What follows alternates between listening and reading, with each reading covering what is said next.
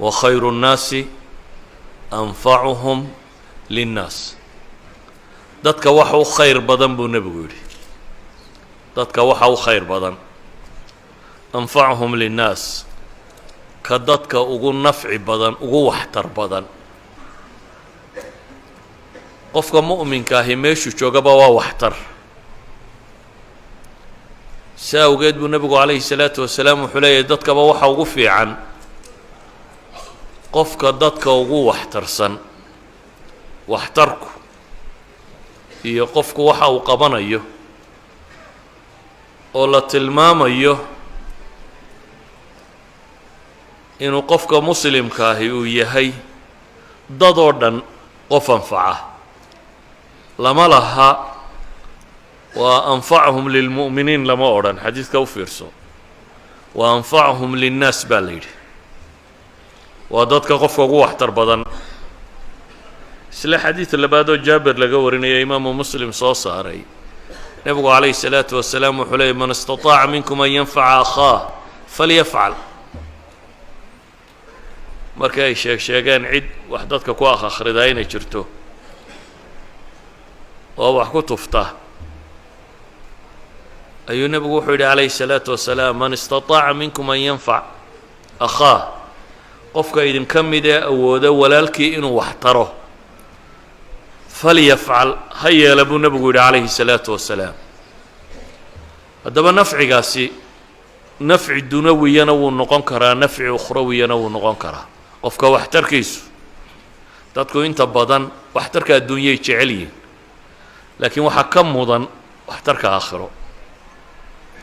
ilaahay subxaanahu wa tacaala qur-aanka wuxuu ku tilmaamayaa bini aadamku dhammaantii inuu khasaare ku sugan yahay in alle soo reebay mooyaane waalcasr ina alinsaana lafii khusr ila aladiina aamanuu wacamiluu الصaalixaat watawaasaw biاlxaqi watawaasaw bisabr rabu samaawaat baa dhaaranaya markuu dhaartay kadib ayaa ilaahay wuxuu leeyahay ina alinsaana lafii khusr dad aayaddaa u fiirsato marka hore waa qasam iyo dhaar baa lagu bilaabay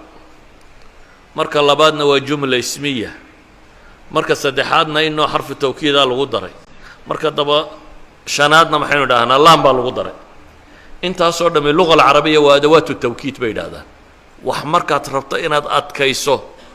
oo senteniskaa sida ugu adag ee loo sheegi kara aad u sheegto ayaa ilaahay u sheegayaa subxaana wa tacaala ilaahay intuu dhaartay buu wuxuu leeyahay aadanuhu insaanka qofka la yidhaahdaa khasaaru ku sugan yihi wax kasta uu yahay yaa laga soo reebay waxaa laga soo reebay bes aladiina aamanuu wacamiluu الصaalixaat watawaasaw biاlxaqi watawaasaw bisabr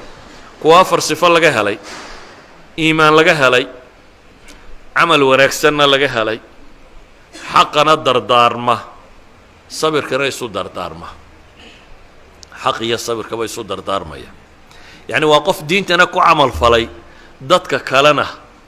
diinta gaadhsiinaya waxay yidhahdaan qofka daacigee dadka diinta ugu yeedha wa anfacu nnaas aynamaa xal waa qofka waxtar ugu badan meel kasta uu joogaba maalan rususha iyo ambiyadu waa dadka koowaad ee bini aadamka xaqa ugu yeedha waa dadka koowaad ee isku daya dadka inay naar ka badbaadiyaan waa dadka koowaad ee dadka ugu yeedha inay janno u horseedaan sida awgeed iyagaa ugu anfac badan aakhiriya adduunba mabaadi dadka anfacaysay keenaan